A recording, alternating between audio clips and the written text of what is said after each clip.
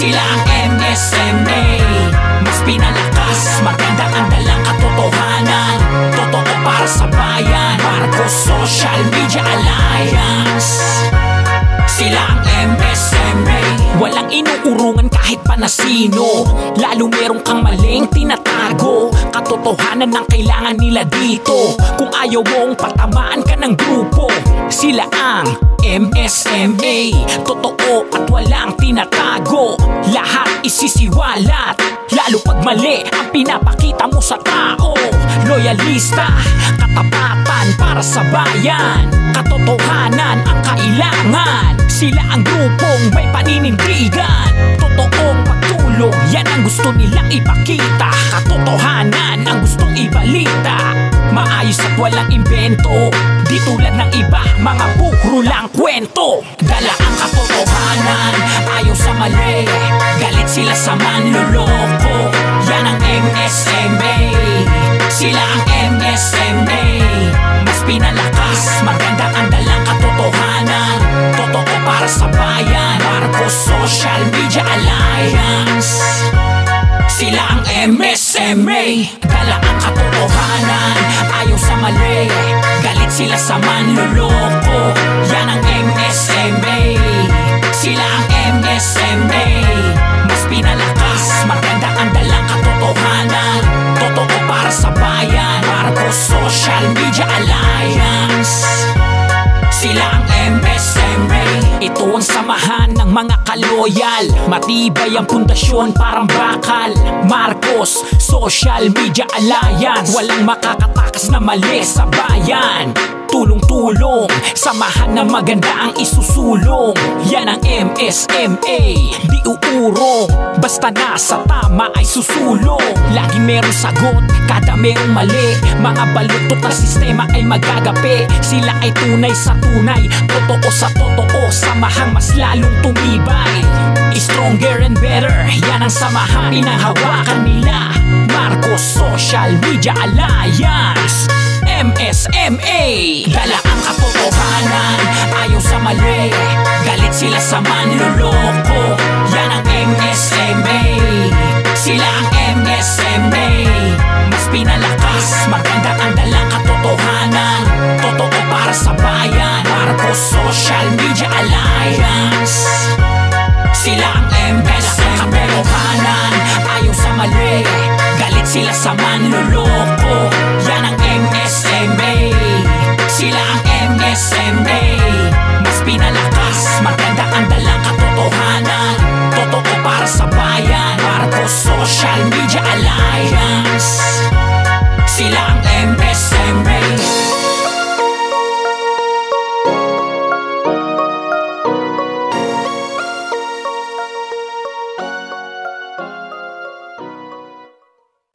Ayan, magandang gabi po sa inyong lahat. Nako, kauwi-uwi ko lamang kanina mula sa aking trip dun sa bangko. Inasikaso kong aking ATM para sa sweldo. Nako, ganun talaga pag alam mo, pag empleyado ka ng gobyerno o sa amin, sa kaso namin, wala pang permanente. Either casual ka o job order. Job order, ano yun? Para short order, ganun. This is Folks Jet para sa UKP. Episode 199. Ito ang karugtong ng aking episode kaninang alas 2. Pagpaumanhin niyo po ako sapagkat ako'y na lobat.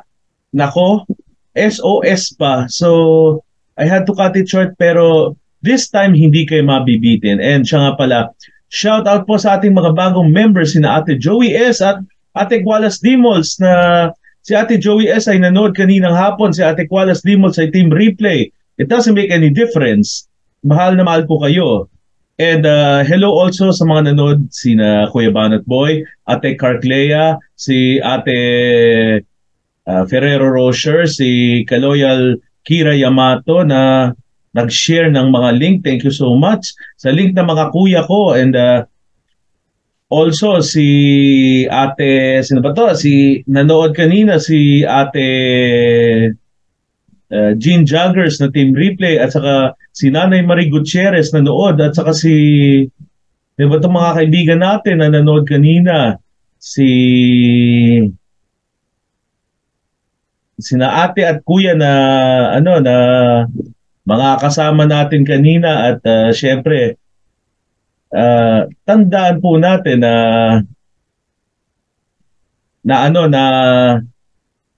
dapat mga kaibigan ay huwag natin hahayaan ang katulad ni Triple X President Duterte na maghari-harian sapagkat wala siya sa poder ngayon at mali ang kanyang ginawa dahil aminin man natin o hindi ay kailangan talaga na panagutan niya rather ang kanyang ginagawa na mali. At hindi natin maitatatwa ang dulot ng kasamaan. Siya nga pala, naalala ko na, hello also to Kuya Philip Bakiran na nanood kanina ng live. At saka si Ate Kaloya Lori Fajardo at si Ate Iram Heart on the Bus Team Replay. And also yung nanood kanina sa live ay si Kaloyal. Ayun. At iba pang mga nanonood at manonood ngayon and syempre sa Team Replay and yung sa live kanina. Oo, baka may nakalimutan ako pag paumanhin niyo ako dahil alam niyo naman gurang na. Gurang daw magsisisenta sa susunod na taon. Sisenta daw Ayun. Ayun at tamang-tama naman tong update na ito sapagkat etong si Triple X President Duterte ay naghanas na naman ng lokong ito. Nagsabi ng kung ano-ano mga katampalasanan. Naku, kilala naman natin yan na may katampalasanan ng bibig. Kanino kaya nagmana ito? Hindi ko alam kung pinaglihi ito sa siling labuyo o ipinaglihi ito sa asupre, ang bunganga. At tila hindi siya nag-iingat kagaya ng dati na nung siya ay nakaupo sa Malacanang ay para siyang kanto boy at hindi niya maatim na siya ay libak-libakin. Okay. At ito, ang latest na sinabi ni Triple X President Duterte ay pipiliin niya na makulong kaysa na sagutin ang kaso na inihain laban sa kanya ni Representative Francia L. Castro ng ACT Teachers Party List na kung saan siya ay representative. At ang hinaharap ngayon na kaso ni Triple X President Rodrigo Broas Duterte ay grave threats. Grave threats is a serious offense, honestly, because it is, again, I want to reiterate that it consists of making threats sa mga tao, lalo na mga taong walang kalaban-laban. At itong grave threats ay under the Revised Penal Code and Cybercrime Prevention Act of 2012 because as I said earlier, si Triple X President ay ginawa niya ang threat sa kanyang palabas sa SMNI na yung gilitan sa masa, pararara sa masa. Oo, yung hindi license yan para pagbantaan ang isang tao, let alone isang government official. Bagamat alam naman natin ang hilat siya ng pagmumukha ni Franz Castro. But this time, hindi makatwiran ang ginawa ni Triple X President, lalo na babae ang pinagbantaan mo at isang gumagawa lamang ng kanyang trabaho na mag-fiscalize, na mag-check and balance. Oo, kaya andun ang opposition para mag-check and balance. Hindi ang mag-foment ng dissent at saka mag-cause ng anarchy. Kung mag-cause ng anarchy yan si Franz Castro, di ibang kaso yun, ibang usapan yun. Ngunit, ang ipinagpuputok ng butchi ng may katampalasan ng Triple X President ay sinabi niyang papaslangin niya yung si Franz Castro. Dahil lamang sa pagtatanong ni Franz Castro sa fondo na inihihiling ni Reyna Tamba the current VP of the Philippines. Alam mo, ito kasing si Duterte ngayon, bahag ang buntot sa nakikita ko. Unang-una, sinabi niya na wala siyang kasalanan. Malaking kasalanan ng pagbabanta sa buhay ng isang tao. Lalo na kung ikaw ay alam mo, batid mo na siya ang pinagbubuntunan mo ng galit mo, pinagdiskitahan mo. Triple X President. Ikalawa, hindi mo pa nalalaman yung gravity ng mga sinabi mo. You know, semantics aside, what you are saying implies that you are not over and done with your threatening and your audacious nature. Wala ka na sa poder bilang Pangulo, alam mo, kung alam mo na talagang gagawa ng kabalbalan itong sina Francis de Castro, Franz Castro, pinakulong mo na sana. Sana hinabla mo, pero ano ka, kwak-kwak ka ng kwak-kwak. Tok-tok-tok ka. Ayun, tama si Mar Rojas. Yung napanood ko noon sa kay Lord de Vera, tama si Mar Rojas. Sa puntong ito, tok-tok-tok, ayan. Tingnan mo, matutok-tukan ka na ng langit. At baligtad ka pa, you are an irony. Okay, sinabi ng legal counsel mo na si Harrieta Shoque na haharapin mo ang kaso. Pero ikaw, mismong galing sa iyong bibig, hindi mo haharapin.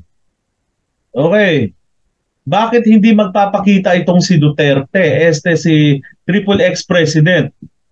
Sa palagay ko, bahag na ang buntot nito at alam niya na siya ay may kasalanan. At alam mo, Triple X President, hindi ka pa naman lilitisin. Preliminary investigation pa lang ito. Alam mo naman to dahil abogado ka. Ayan. Hindi mo talaga matatakasan ang batas ng karma. Lalo na itong nabalitaan ko na makikipag-cooperate si former Senator Attorney Laila Norma Magistrado de Lima, Bohol, sa International Criminal Court para ikaw ay tugisin, litisin dahil sa iyong war on drugs at iba pang mga atrocities concerning human rights. At alalahanin mo, wala ka ng kawala dahil wala na ang iyong presidential immunity. At saka, alam mo, sa iyong katampalasanan, palagay ko, wala ka ng kawala. At alam mong nalalabi na ang iyong mga maliligayang araw. At sana, harapin mo tong kasong to. Be a man, not a mouse. At hindi maganda yung puro patutsada. Dahil ikaw nagsimula ng gulo, ikaw nagsimula ng iyong katampalasanan, harapin mo na ngayon ang bunga ng iyong dinulot na mga suliranin, mga problema. Ikaw ba'y tunay na lalaki? Sabi mo lalaki ka, hinahamon kita, harapin mo ang kaso. At kung gusto mo, ipagtanggol mong sarili mo. Total, matapang ka naman. At saka ikaw rin, nahuli ka rin mismo sa sa iyong bibig tungkol sa intelligence funds. Ayan, sa kapapayo mo sa anak mo, ayan, nahuhuli ang isda sa mismong bibig. Kaya hindi nakapagtataka. Hindi nakapagtataka na ngayon may kaso ka na. Alam mo, if this were to push through, to proceed as planned, you would be the first ex-president to be charged criminally. Ayun, sana maging aral ito para sa'yo na alam mo, hindi sa lahat ng pagkakataon kaya mong lusutan ang sinasabi mo. Hindi mo kayang ipalabas na biro ang sinasabi mo dahil matindi ang gravitas ng sinabi mo. Napapatayin mo si Franz Castro, kahit na ba sabihin natin makakaliwa to o komunista kung sakali, wala kang karapatan, wala tayong karapatan na ilagay sa batas ang ating kamay. Let the laws punish her. Well, anyway, she has a pending kidnapping case dahil doon sa controversial Lumad School sa Davao. Naaresto siya kasama ni Satur Ocampo. So, eto, Triple X President Duterte, you are no different. At saka sa iyong drug war, sa halip na marami kang nailigtas, marami kang natodas. Kaya huwag ka magtataka. Karma is waving at you. And I hope that you would repent from your sins. You would eventually think of the consequences of your dastardly decisions, your acts. At ito pa, meron ka pang sinasabi through your mouthpiece, the Butiking Pasay spokesperson, Salvador Pranela, Salvador Pranelo, that it is political propaganda. No, I don't think it is. You're not in politics anymore, so get the hell out of there. Don't ever meddle in politics because you're not a politician anymore. You are private citizen, Rodi. Pero ito sasabihin ko sa iyo, in case, again, pag nag-withdraw si Franz Castro ng kaso laban sa iyo dahil for some reason, magbago ka na, magtika ka na, magnilay-nilay ka, magbulay-bulay ka, huwag ka na manggulo pa, huwag ka na pumasok pa sa politika. Gawin mo sa nalalabing mga taon ng buhay mo. Magsisi ka, humingi ka ng tawad sa mga taong ginawan mo ng masama at pagbabanta.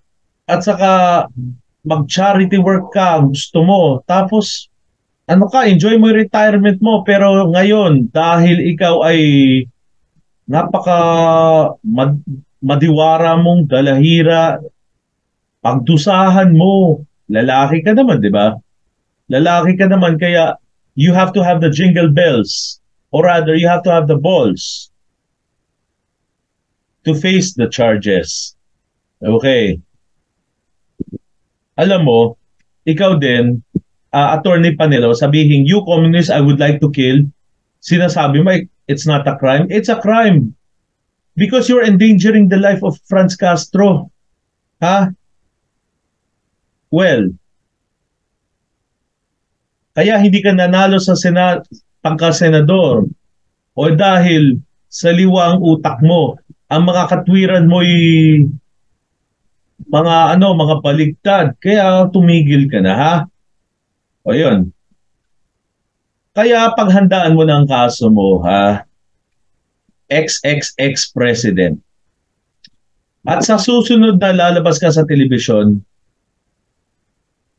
huwag mo nang uulitin ang mga sinabi mo, mga ginawa mo. Hindi na nga mabilang ang mga pagbabanta mo eh. At alalahanin mo, marami ang nanonood, marami ang mata, at bilang XXX President, enjoy mo ng pension mo. At saka maging magandang halimbawa ka, ha? Pero ewan ko, sa pagkakataong ito, sa palagi ko, hindi ka na magiging magandang halimbawa eh. You are incorrigible. Well, there goes the adage, you can't teach an old dog new tricks. I guess it applies to you.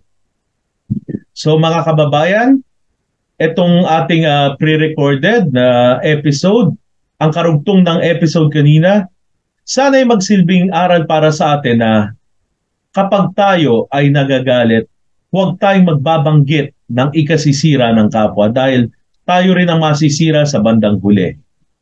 At kaysa na lumihis sa issue, sikapin nating harapin at lusutan ng tama at patas kaysa na gumawa ng mga palusot.com. Again, this is Spokesjet saying walang ibang magmamahal sa ating bayan kundi tayo ring mga Pilipino. Marcos noon, Marcos ngayon, at Marcos magpasawalang hanggan. Agyamanak, ket Diyos nginaket ayatan kada kayo. Take care always, be happy, and I'll see you tomorrow, 2 p.m. Live naman tayo kasi nasa out of town naman ako.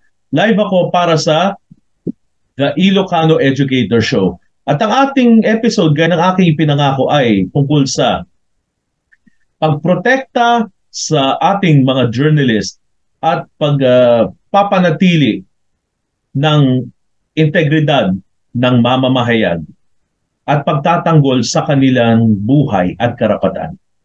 Paalam pong muli, maraming salamat po sa inyong lahat. And by the way, Ate Carclea, meron ka ng jacket. I love you all. And mabuhay ang Marcos Social Media Alliance. Tangkilikin po natin, panoorin. Subscribe po tayo kina Kuya Bang Teeth Channel, Bagong Pilipinas, Trunks Reacts Channel, Banat Boy, and Big Kiss Dangal Pinoy. Again, maraming salamat po. Mabuhay po ang ating bayang Pilipinas.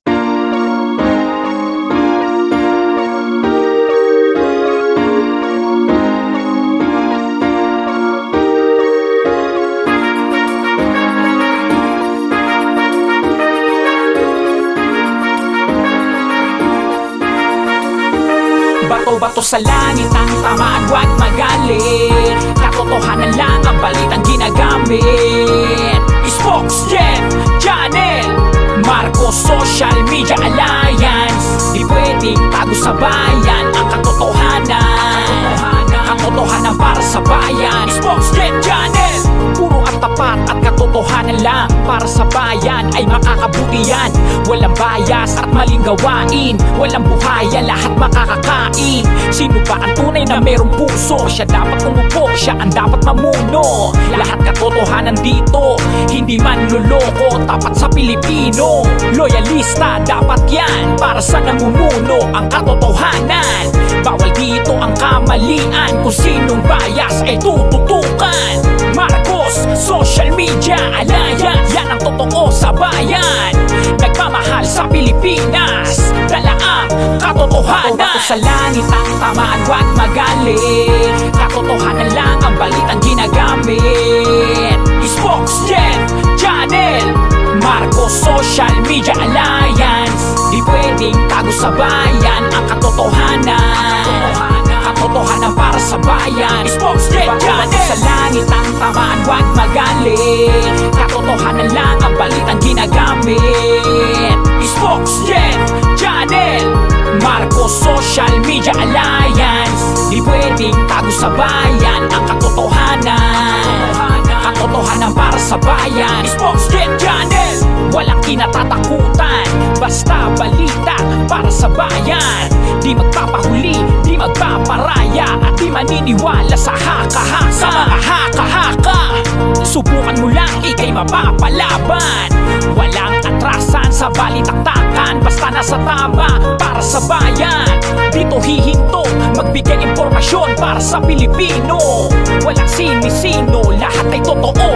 Isisiwalat lahat ng totoo para sa bansa, kung ano katotohanan sa video niya. Spokesjet Channel, asahan mo balitang totoo. Bato-bato sa langit ang tamaan, huwag magalit. Katotohanan lang ang balitang ginagamit. Spokesjet Channel, Marcos Social Media Alliance. Di pwedeng tago sa bayan ang katotohanan. Katotohanan para sa bayan. Spokesjet Channel, sa langit ang tamaan, huwag magalit. Katotohanan lang ang balitang ginagamit. Spokesjet Channel, Marcos Social Media Alliance. Di pwedeng tago sa bayan ang katotohanan. Katotohanan para sa bayan. Spokesjet